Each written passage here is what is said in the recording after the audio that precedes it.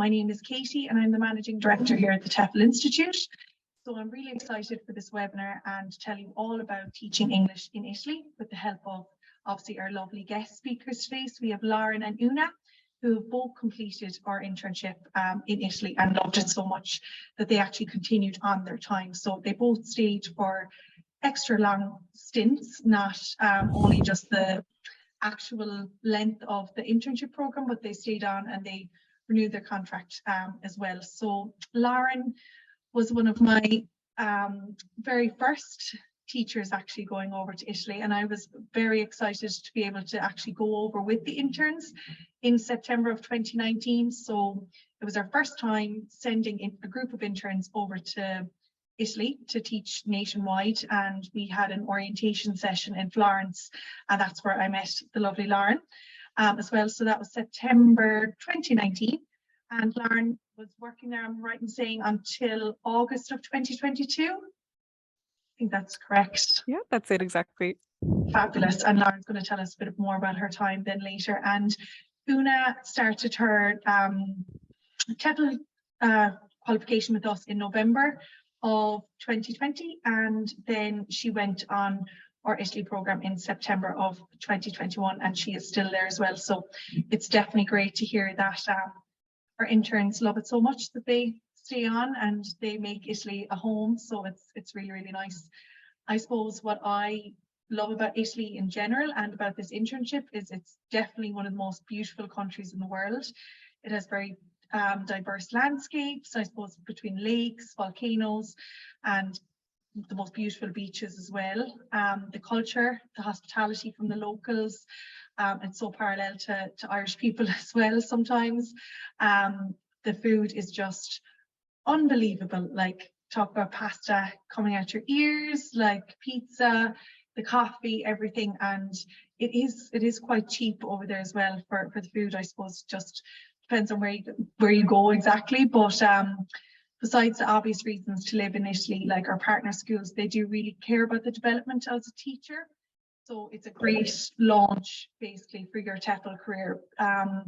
They put a lot of work into CPD development courses throughout your time there as well. So this is one of the really, really amazing reasons why we do love this program as well. So I suppose what we do have is an internship package to go to Italy. We have opened some spaces for January. We have sold quite a few already, so I think there's only 3 spaces available left for the January internship start date, and we have a September internship start date. Now we don't have that one open as of yet, but if you are interested in going in January, you can get in touch with us as soon as this webinar is over. And just what's included in that package is a very livable wage of around €1,000 to 1,200 euro to 1,200 euro. So this can vary seasonally, basically, based on the amount of hours, but it does like balance out, and then there is more time to travel then during the summer. What else is included is that we have 180-hour advanced TEFL course, which is broken up into 3 different courses. So we have 120-hour TEFL course, which is your primary TEFL qualification, and then we have the 30-hour specialist course in IELTS preparation, and then 30-hour specialist course in teaching business English. We also have an in-depth cultural awareness course for ESL teachers, which is on Italian culture. So this is a new addition to the course package. You will have a full welcome orientation in Florence on arrival, which is where, as I spoke about before, is where I met Lauren before. And we will also have the hotel then is included during that 2-day orientation. There is in-school teacher training and ongoing professional development opportunities, which is something that every single TEFL teacher should always jump on, I suppose, if schools are willing to do more training and go through some CPD and stuff like that. It's always something that's great to add to your CV, and it's something that you can carry forward then when you're going on to the next school, or always will have that then in your back pocket, so it's great. There's plenty social events, so I do know that a lot of the schools would have their own kind of, might go out for karaoke or there'll be a quiz night, but there's definitely a lot of social events and workshops so that you can get to know your students and your colleagues, which is great. And then we do have 24-hour in-country support. So between our team in Italy and our team here in Ireland, we're always there to help out. So it really is a fantastic program. Some of the requirements I'm just going to go through as well. So you do have to be aged between 22 years of age and 62 years of age. You have to be a native English speaker. You do have to hold a passport from here in Ireland.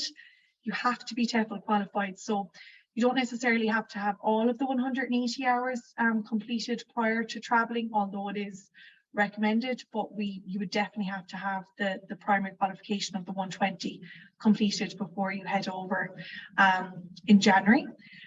You do have to have completed secondary school or higher. You have to be vaccinated against COVID-19, to be physically and mentally healthy as well. So they're just some of the requirements that that our partners have asked, I suppose, for teaching in Italy, especially. So that is kind of enough talking for me. So I'm just going to pass over to our guest speakers, and we're going to find out a little bit more about why, I suppose, they chose to do an internship with us as well. And just, I suppose, let's get a better insight into their experience in Italy. So Lauren, would you mind if I asked you your first couple of questions first, and then I might ask Una afterwards. And then guys, if you have any questions that you want to ask to the girls, maybe we can put them into the question box, and then we can do a little bit of question and answer session then after that, if that's okay with everyone. Perfect. Super. Absolutely. Great. So Lauren, why did you choose an internship experience with us in particular, and why did you decide to teach in Italy specifically? Well, just to give everyone a bit of a background about myself, when I left school, I decided to go to NUIG for 1 year, and I just did 1 year of arts. I always have had an interest in languages. There I was studying Spanish and Latin American studies, but I wasn't very happy with the course.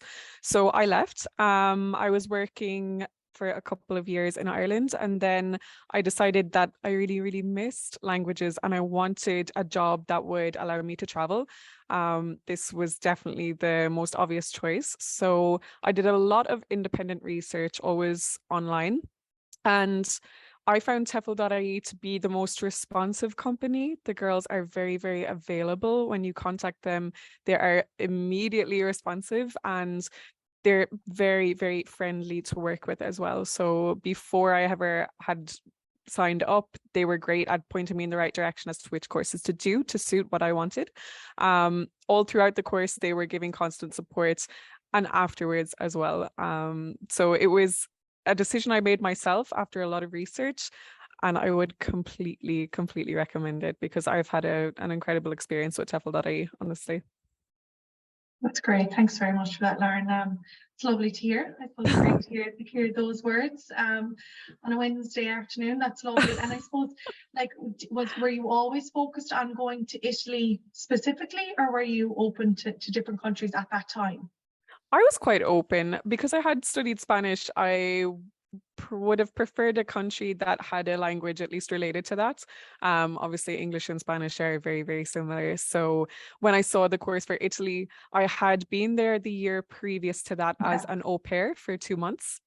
It's something I just did completely randomly, and I really loved it. And then when I went to work in Italy, I asked to be put in a city near where I had been, and the school accommodated that for me as well. So it was a very easy decision. Obviously, you have already listed all of the fantastic advantages of living in Italy, and they're all very true. Yeah. Very good. And I suppose, how was your first few months of teaching? Because I suppose, obviously, like, I know that you said that you were there for a couple of months as an au pair before, but say for the training, like, any advice would you have for new teachers that maybe might be just starting out and it might be their first time teaching? Yeah, absolutely. I think it's just most important to not be embarrassed and to realize that your students and your boss, the director, everyone is very comprehensive and very understanding about the fact that it may be your first time to teach, because doing a course completely online, maybe you feel as though you don't have any real life experience. And I'm very outgoing, so for me, this was not such a problem. But if you're someone who's a little more shy, do not worry, because they give you incredible support. So as Katie said, when we arrived there, we went to Florence, totally covered by the school, and they give you real life experience. So with the other teachers who have also done this course and chosen to do this internship, they train you in how to manage the classroom, how to manage different styles of lessons, different teaching techniques, and how to teach specifically according to their method. So they use a communicative method. It's completely oral. The students have, for example, online activities to prepare and to do their homework, but as a teacher, you don't have to write. This is not part of it. So you have to act as a facilitator. You have to encourage the students to speak. It's not you speaking. You're not the center of attention in the classroom, which is also a big help if you are a little bit nervous at the start, but you get a lot of support. That's great. Sounds super. And I suppose, what did you enjoy most about teaching English? Now, I know that we had said earlier that you started off the program September 2019, and you were working in Italy as a teacher for 3 years. So you've just left. So I know that you've moved on from there. But when you were teaching English, what did you enjoy the most, and what did you learn from your experience? The list is very, very long. I think that if you decide to do the course, this internship with TEFL.ie, the company that you're put in contact with is it's probably the leading school in Italy in this field. And you can see it. It is so professional, so modern. And for me, it was a very relaxed work environment. The groups of students that you teach have a maximum of normally about, we'll say, 8 students. So it's very intimate. A lot of the students became my best friends, and this helped me to integrate so much in the city and into the culture. And I mean, the general work environment for me was fantastic. At the end, they were my family. I'm still in contact with all of my colleagues. I still have a job there. Whenever I want to return, they have told me it's completely open. And from the top down, there's a lot of, the communication is great. They're constantly offering you courses to improve or to dip into different areas of teaching, or they also offer you, if you show that you are interested, you can work towards becoming directors of schools around the country, or you have ways to climb up the ladder and create a career. So you get a lot of support professionally too, as well as a friend, so to say. And within the school life, I was incredibly happy. It's also very flexible. The working hours, you can have hours and hours of break in the day during which you can go to the beach. For me, it was ideal. Yeah. Oh my God, that just sounds amazing. Going to the beach on your break, that sounds fantastic. And I suppose, like, you've obviously gone through a lot of like the things that you do love about it, and I know that you've just moved on. Do you want to just say a little bit about where you've gone to now? You haven't exactly come back to Ireland. No, in fact, if I could have, I would have stayed in Italy, but I have decided to study. I really love teaching, but I have some other plans for my future at the moment. And I am in Rotterdam in Holland studying a bachelor's course. So I'll just be here for 3 years. I'm doing communication and media, which honestly ties in a lot with the teaching, especially with this particular school. And I will have an internship and an exchange, and I intend to do at least one of them in Italy. And yeah, I also intend to return to Italy after my studies. So that is where I am at the moment.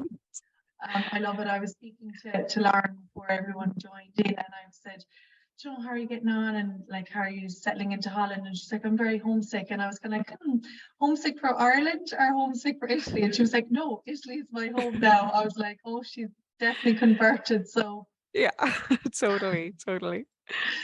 That's fab. It's fab that you call it your second home. So that's lovely. And I suppose just Lauren, just for anyone who is looking to, let's say, that books on tomorrow morning and is looking to head over in January, what is do you have any tips that you could give them? Like, what would be the main thing that you could tell them in preparation for starting this new journey?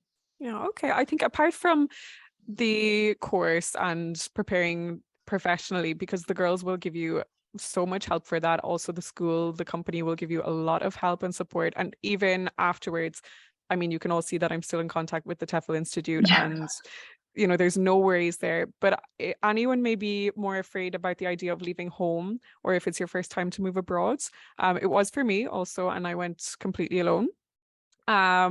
You don't need to be, because you will find friends. The culture there, in a way, they're very similar to Irish people. But just also to keep in mind that the area you live in Italy will change your experience an incredible amount. So even, for example, where Una is and where I was are very different. I was in a very small coastal city called Rimini. It's about 150,000 people maximum. I like 5 minutes, I took my bike, I was at work or I was at the beach, or 10 minutes with the car, I was in the mountains. And it was very, very relaxed, a little bit touristic, lots of parties. And for me, it was heaven. But if, for example, you decided to go to Milan or to Rome, it's a completely different world. Milan is very cosmopolitan. The people have a different attitude. It's a lot more busy. There is a possibility maybe to work more. You will probably be offered a lot more working hours because there are more businesses and people search to learn English a lot more. There will be more people who already have a much better level of English the more north you are in Italy. I was more or less like the center of Italy. And in the south of Italy, it's again very different. It's a lot cheaper to live there. The lifestyle is even more relaxed. It's a lot more the postcard Italy that we think of, very, very typical. The less people speak English, many less people speak English. But the living standard is also very, very different. I think it's important to do a lot of research into the city that you're offered. And if you're not so happy, maybe just have a discussion or ask someone who has been there previously. You feel free to contact me, anyone who would like to, or Una, because it will really affect your experience. I, for example, when I told the school that I was going to leave and study, I was told that there were possibilities because I had been there for 3 years to train to be a manager, but this meant that I would have gone to Milan, which personally does not suit my lifestyle. I'm not a big city girl, so for me that wasn't really something I would have enjoyed. But yeah, I think that's something very important to consider. No, that's great. That's great advice. And thank you so much. I really, No really problem. love hearing all about your journey. And just because you've moved on to Holland doesn't mean that we'll stop the communication going between us all. So it was lovely, lovely hearing about your experience. And Lauren has wrote a couple of blogs for us. I'm sure that there's many different things we can find and send on, and you're very good to offer any advice and stuff if anyone does need to contact you as well about it. It's great. So we do really, really appreciate that. So thank you for that, Lauren. And I suppose I might just keep you there in case there's any questions for you as well, just towards the end. But thanks again. And now I'm going to move on to Una, if you don't mind. Una, I know that when you started off your TEFL journey, with us, you headed off and we're just traveling with one of your best friends, Rebecca. I know that you've wrote a blog about that before, about traveling and teaching with your best friend, which sounds amazing as well. So can you tell us a little bit about that? Yeah, absolutely. So we weren't actually working together at the time when we decided to go. I was living in Scotland at the time. I worked in a hotel. She worked in a hotel, but in Ireland. And we were honestly just sick of that routine. It was the same thing every day. It was getting overwhelming. There was just too much stress.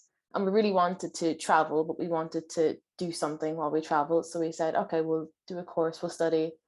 And luckily we were offered the same school, so we got to go together. We were given lots of help by the school that we were placed with to find accommodation, so we were able to get an apartment together without any kind of difficulty. And we were really accommodated in that our training was together. We didn't have any problems with, you know, getting the same hours or maybe being able to travel together. And it's been amazing. We got to travel to Sicily this summer. We went interrailing as well. We've been to all these different cities because you get so much time to travel. So we've had a fantastic time, really. Oh, that's fabulous. And I love how like different both of your experience are. Like Lauren went over on her own and was a solo traveler and stuff like that and had an amazing experience. And then you were obviously headed off with your best friend as well, and is living the dream as well. So I love hearing like how diverse the situations are, but how amazing it is then when you actually do get in the country. So I suppose what made you like, was Italy always on the cards for you, or did you just want to go anywhere together? To be honest, we knew we wanted to travel, but we wanted to stay in Europe because at the time COVID was still, you know, a Yes. bigger issue than it is now. And there was the worry of maybe being stuck somewhere, not being able to travel home in case of, you know, emergencies, or just being able to travel for Christmas, things like that.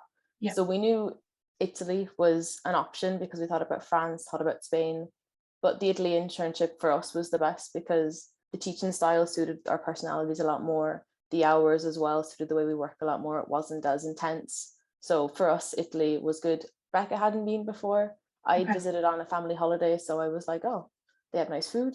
They have Yeah. nice places to visit. Why not? Why not? You're sold. Food and food places to visit out for the exact same. And can I ask, did you have any like basic phrases in Italian or anything like that? Like, did you have any bit of Italian before heading over? To be honest, I think I had more at the beginning than I do now. I Oh, spent really? so much time trying to learn before I came over. I was on Duolingo on my breaks in work. I was writing down all the vocabulary. And then when I got here, I realized that it actually isn't the same as it is on Duolingo because Yeah. they speak so many dialects here that I Okay. thought, okay, I have the basics down, I'll be all right. And I got here and I was like totally in, like, I was like, I don't understand anything. They're all speaking too fast.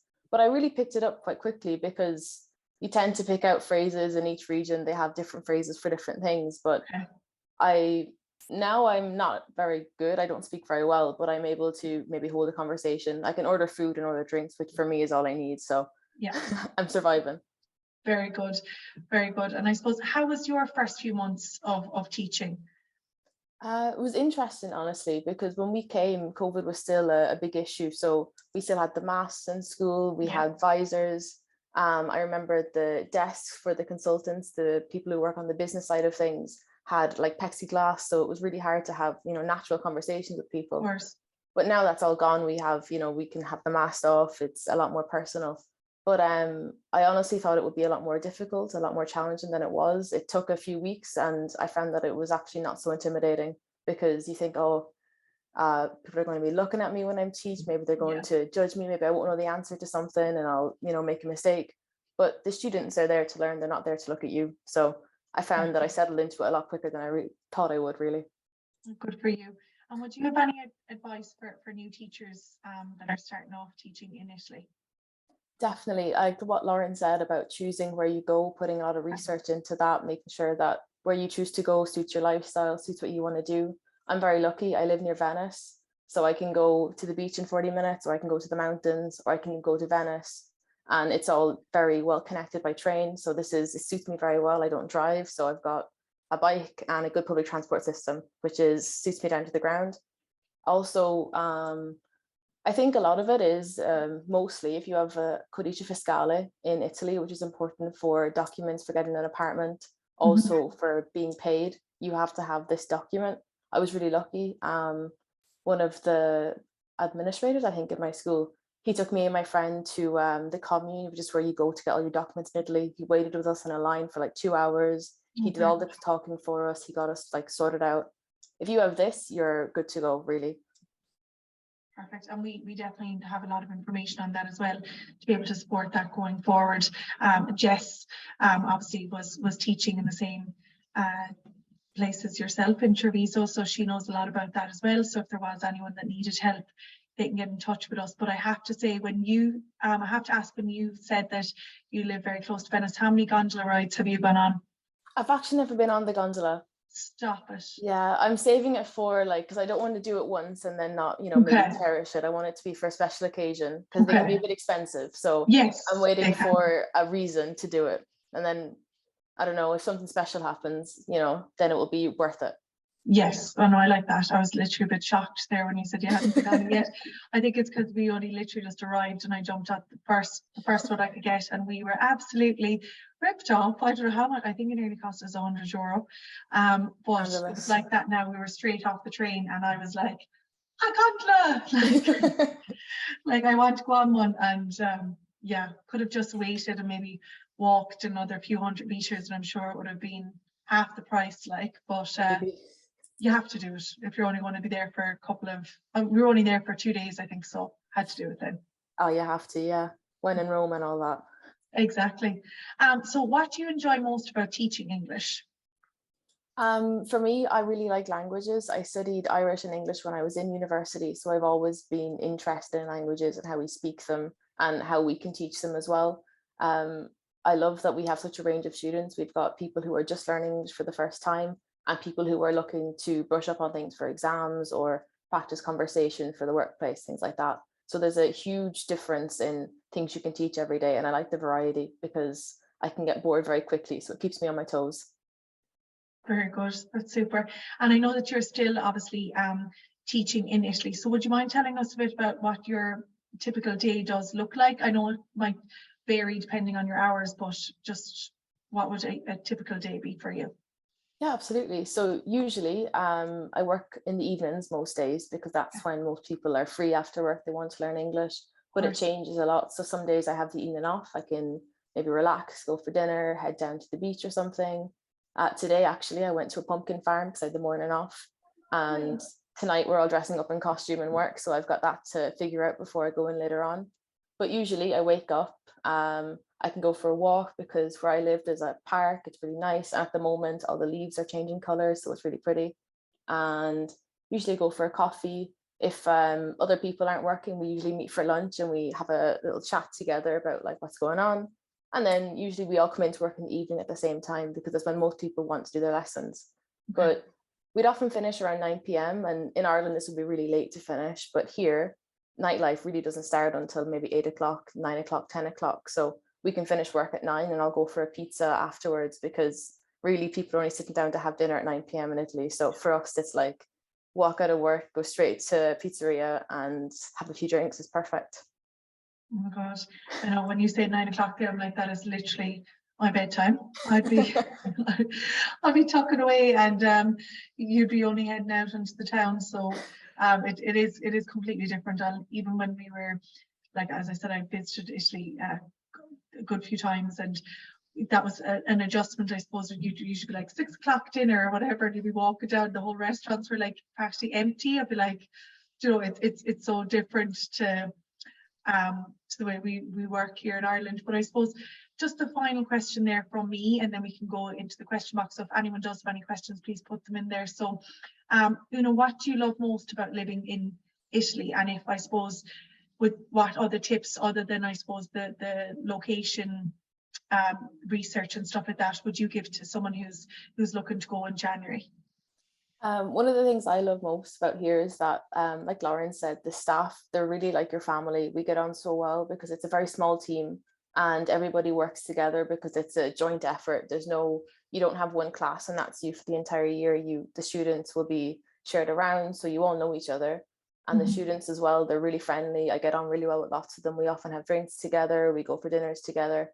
So the community aspect is something I really like. It's like in Ireland as well, we all enjoy a drink after work. People are able to, spend time together without maybe the pressure of having to get a deadline and things like this. And we often do events as well outside of school. This month we have a pub quiz. We did a pizza night last week and aperitivo as well before this. So we get to spend lots of time together, which I like because I'm really outgoing. I like to talk to people. I like to make friends. So it's good for me.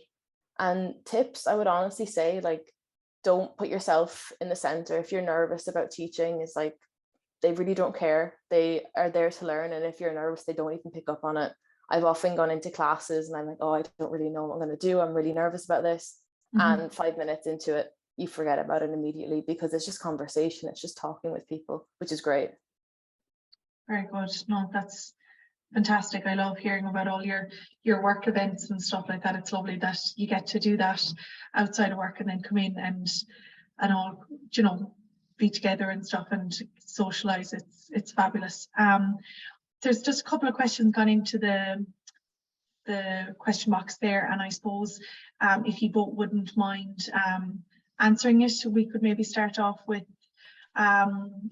Lauren. I suppose, can you give some advice on how to access accommodation initially? So I know obviously that the DOSs or anyone who's the main support link in your school would help give some guidance on this. I know Jess works very closely with our interns as well, who sign up to the programs to try help source the accommodation. We usually would give advice on joining some groups prior to travel. I know a lot of people would start off maybe in an Airbnb for the first couple of weeks and then look into getting some shared accommodation as well. Would you have any other tips, Lauren? Yeah, absolutely. Personally, what I did was search on the Facebook student groups, which obviously it's not as if you can do a background check. It takes a lot of searching and you need to be very, very sure of what you're doing. I had a lot of communication with a lady, and in fact, the contract is different if you are a worker or a student, and she initially wanted to rent to students. There's a difference with the taxes they pay and the different things they have to do, but she was kind enough to give me a contract then for a worker, and I was living with 2 students, people my own age. And I started searching maybe 3 months before I had to go there. Okay. And in my city at the time, I was paying €330. I had a double room and I was in the center. But again, for accommodation, this is something I will really, really, really emphasize. It depends where you are. It's not like saying Cork and Galway or Athlone and Mullingar. Like, it's very different. If you want to live in Milan, you'll be paying at least $750 plus. If you want to live in the south of Italy, you'll be paying even less than I was. And also, of course, if you want to live in a city, the demand is much, much higher. If you are not so sure, organize lots of Zoom calls with the people. I'm sure there are agencies that will help. Personally, I never used an agency. I also changed my accommodation after the first year. And again, I found that second house through Facebook. It takes a bit of a time investment, but I never had a bad experience there. Obviously, be very aware of scams. And if you have someone already in the city who can go check, or if you can do Zoom calls before you hand over any money, be very, very careful with these things. But I've never heard even of someone having a bad experience. No, that's great advice. And I suppose even that you're saying now, like, to start doing the research. So prior to going over, so obviously the January start date is what we're recruiting for at the moment. So if anyone is interested in getting signed up, now is kind of the time that you would start that application process. And then once you're accepted onto the program, then you would be starting to look for the accommodation. So that's great advice, to kind of, that you're not frantic, I suppose, there Christmas week, or, you know, the lead up to Christmas, when you're looking to enjoy all the celebrations and stuff like that, and then go traveling then afterwards, to be actively looking for accommodation. So that is some great advice. I'm going to combine 2 questions here, Una, if you don't mind. So just how many hours a week do you usually work? Do you get some days off together? And what ages do you usually teach? So the hours usually vary. The summer it can drop because lots of people have gone on their holidays. They're all maybe at the beach or in the mountains. They just tend to disappear in the summer. But in the winter, we get a lot more people want to come back to school in September because they have their kids going to school again. In January, we have a lot more people come back. So it kind of varies between 15 to 30, and this can go up or down depending on the week. But usually I've never been, caught for hours, and I've always been able to look for more if I needed any. The schools are very good. I've often said, oh, if you've any spare, please, hand them over to me. And they give me either maybe a training hour I can do, or they give me a paid hour to maybe file something like that. So they're quite helpful with that. and I often get days off together. We always have Sunday off. It's never a working day. But during the summer especially, we often had days off together so we could take day trips or travel together, which was good. And we mostly teach adults. We have a few teens classes a week, which are from maybe 9, 10, 11 to 14. And it's usually maybe young teenagers in those ones, and we have a few older teens all the way up to 70, 80-year-olds in the adults group. So it's a really wide variety of people. That's amazing. Like it's fantastic to hear that there's 70 and 80-year-olds looking to still earn English. Like I absolutely love It amazes that. me. It's fantastic. I think a lot of them, they want to speak to their grandchildren, or they want to travel now that they're retired. It's really inspiring, honestly. Oh no, that's super. And I know that you kind of combined a couple of answers there by saying that you do have opportunity so to earn more. So if you were kind of like looking to get some extra classes, that as long as you bring that forward, that should be okay if they're available. Absolutely, yeah. If the classes are there, they're happy to give them to you. They want to help teachers out as much as possible. So it depends on the season, obviously. In the summer, Italians tend to just disappear. They really don't show their faces for a while, but I've never really been stuck for hours. I've always been okay with that. That's great. That's great to hear. And I suppose, Lauren, when you were over there, did you need to plan your own lessons? No. That's probably the best thing about this school as well in particular, and it saves you a lot of time. I know 100% that if I had gone to any other school that this would not have been an option, and it definitely was something that's added to how much I loved my experience there. So you don't have to prepare your lessons. You don't have to prepare presentations. You don't have to correct homework. This is not your responsibility. There is none of that. You show up. There are online PowerPoint presentations. Because it's such a big company, they have like 40 something schools in Italy, schools in France, schools in Spain also. They want the standard to be equal in each of the schools. And because of this, they provide you with the materials. Obviously, you have to then match the standard of the teaching, but you're given so much support that that's not a problem. There in each of the PowerPoint presentations, you can access them through your online portal. You can practice at home, you can practice with your director. They have little notes and comments to give you an idea as to what to do with each activity, how to manage different problems that may arise or different group sizes of students. And excuse me, someone has just tried to walk in the door. But then you're a facilitator, and when you are in the class, you simply allow the students to figure out what to do. You are just there to correct their English. And then once the class is over, after about 55 minutes, that's it. You don't have to look over their online activities. You are not a 24-hour contact for them to check up on their work. That's what you do. And then you finish your lesson and you leave. And it's fantastic. Yeah. Fabulous. And just on that there as well, when I know you're moved on now, but do the teachers in the school speak English as well? So that was a question from Suzanne. Yeah, you're actually not permitted to speak anything but English in the school. When I arrived there, I didn't speak any Italian. After the 3 years, my entire life was through Italian, but in the school, and they reinforce this consistently, that you cannot speak English. And it's incredible because they've developed a method that even if a person arrives with zero background of the English language, you can teach them using only English with the support of the presentation and your training. Okay. So there's no need for any other languages. It's full immersion, like, so as soon as you walk in through the door, you're expected to be speaking English, no matter if you're staff or the students. Exactly. And this is basically what they're selling and what they're providing for the students.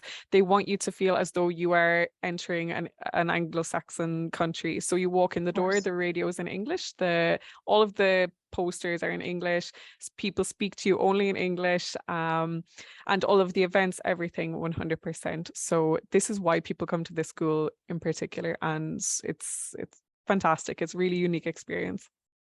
Perfect. Thanks so much. Thanks, Lauren. And Una, just maybe one more question there. So do you find that you're able to manage living on the monthly wage as well as the accommodation and stuff? And is there any room for savings, I suppose, as well. I'm really lucky. I pay about €430 a month where I live, and I live in a city. I live just outside the boundary of the city, so I'm really not paying over the odds. And in the summer, it's a little bit tighter. You can't save much in the summer, but in the winter, you get so many. You really compensate for what you don't have in the summer, so you have to put money away. And I was able to spend like almost a month traveling Europe in the summer. I was able to travel to Catania, and I wasn't broke at the end of it, so it worked out well for me. Fantastic. And I suppose, do either of the two of you have any intentions of coming back to Ireland anytime soon? I'm not For sure. Christmas, No. that's it. Yeah, for Christmas. Yeah. That's it. You'd come home for the Christmas dinner and then you'd be gone again. Pretty much, yeah. That's great. So the best thing, I'm just going to ask you one final question just from me. So what is the best thing about having a TEFL qualification for you, Una?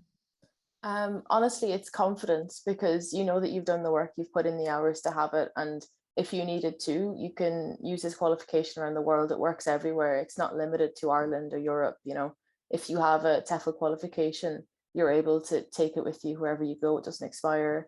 So it's kind of like having something in your back pocket if you ever need it. It just gives me a sense of security. I like it. Fabulous. That's great. We do always say that it's like your passport around the world, which literally, as you just said, it is. And Lauren, for you, what would be the best thing about having a TEFL qualification?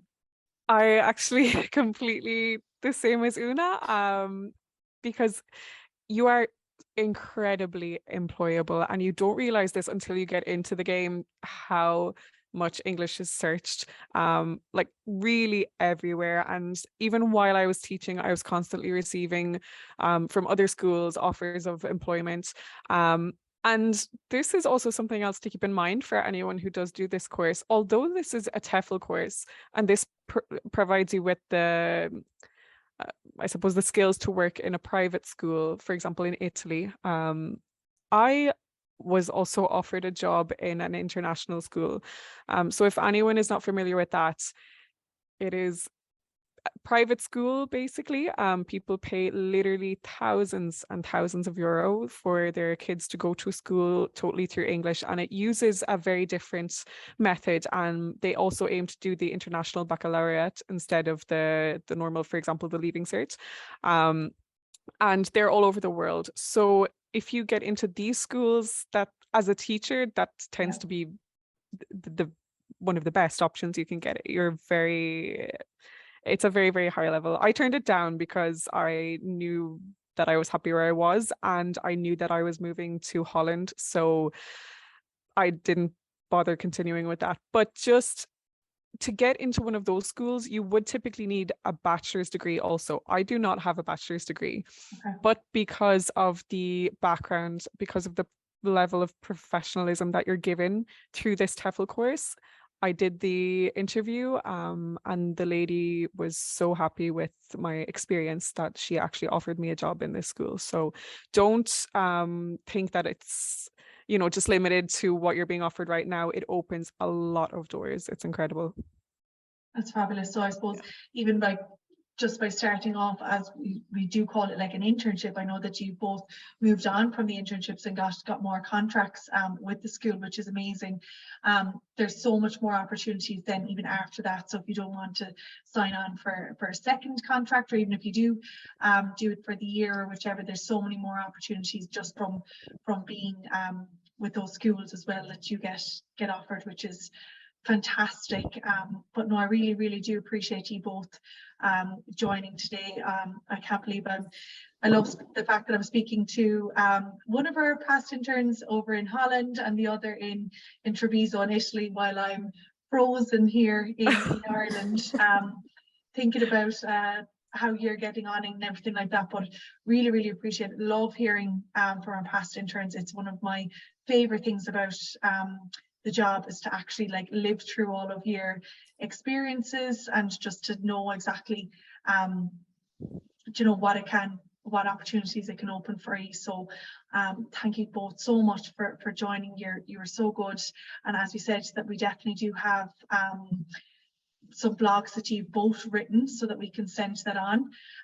We do have some discounts available as well for people who are looking to enroll from this actual webinar. I'm not going to say it because we're going to be putting it up on the YouTube channel for other people to catch, I suppose. But if you have an interest in getting some of the last spots, because I think there's only 3 open at the moment for the January 2023 start date, please get in touch and just say that you were on the webinar today with Una and Lauren and myself, and that you'd like to know more about the discount, and we'll definitely get there. So I just do have one more question, and I think I can answer that. It's just, do we have any idea when the September internship will be open to sign up? So Joanne, if you'd like to just send us an email, we can definitely put you on the waiting list.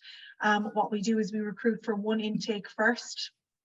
So we're recruiting for the January intake first, and then once all of our interns are ready to go on the orientation and they've settled into their schools, then we will start opening and recruiting for September of 2023. So it would be no harm to send an email to recruitment@tefl.ie if you are looking to be put on maybe a waiting list or anything like that for the September start date.